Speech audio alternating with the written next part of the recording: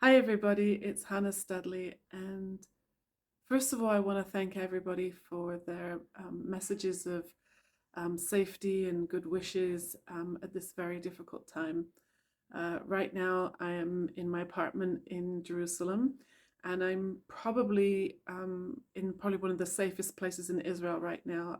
I can see the Supreme Court building out my window, and the Parliament buildings, and the President's house is only a few blocks away. So it's relatively safe, even though the last few days we've had sirens and explosions overhead and running for the bomb shelters. Luckily, my bedroom is a safe room, so I have my own safe place to go when these things happen.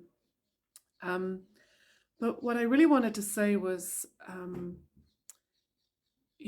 so many people are feeling anxious from just watching the news, and the news is terrible. I mean, it's probably worse than you even know. The atrocities that are happening here are beyond comprehension. And I just watched an amazing quick WhatsApp video from a soldier, an officer from the front, and he had the most amazing message, and I just wanted to relay it to you because he's saying that he is seeing his fellow soldiers being shot and injured right now, and yet they keep fighting because and I'm going to insert my own words here, but because of resilience, because they're in the moment. When you're in combat, you have to be present, you have to be in the moment, and so they have the resilience, that innate nature to survive, and they keep going. Such incredible bravery that, like he said, we'll be talking about for years to come. He said, but there's a lot of horrendous videos being circulated right now, and Hamas, they're not stupid. They know that there's a psychological war to win here too. So when they're doing their fighting, they are taking videos of hostages and people they've murdered, and putting it out so that they hope that people will watch this and get scared and frightened. And he said the comparison is that when someone is emotionally wounded, they get paralyzed. They stop. And I saw such truth in that, because when we are in a real crisis, our common sense kicks in and helps us to take care of ourselves. Common sense says go to the emergency room, or get a band-aid or a plaster, some ice, and take care of an injury if you've had a sports incident, or fall over in the park or something. Common sense always kicks in.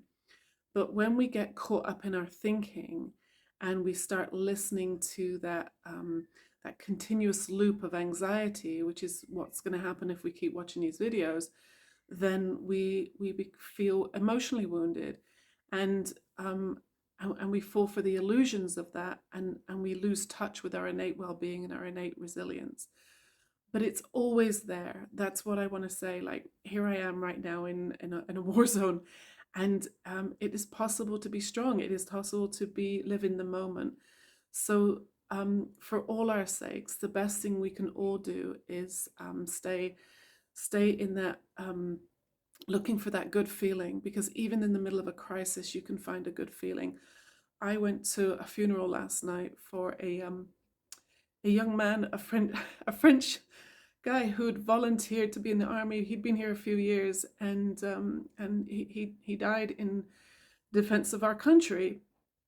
And he's what's called a lone soldier.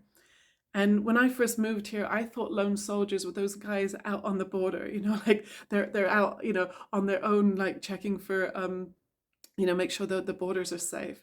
But it's not. Lone soldiers is the name we give to young men and women who, after high school, they come here to volunteer their time for a couple of years to be in the army. They could be at home safe in university, in Sydney, Australia, or Johannesburg, or London, or Chicago, but they give up 2 years of their lives to come here. And this young man died, and my heart was breaking, because I thought his friends and his family aren't here. They can't be there. So I was able to go. It's something I can do. So I got on the train and the bus and walked to the cemetery, which is on the outskirts of Jerusalem. And there were 1,000 other people there too. We can all do something. And you know, whether it's you can raise money, you can pray with your local community, whatever it is you can do to keep looking for that kindness and that unity, because it's always there. Human beings, everybody has it. We are resilient, we have well-being, and we are going to survive this. And we really, really appreciate all your kindness and your words, your messages of love and support. Thank you.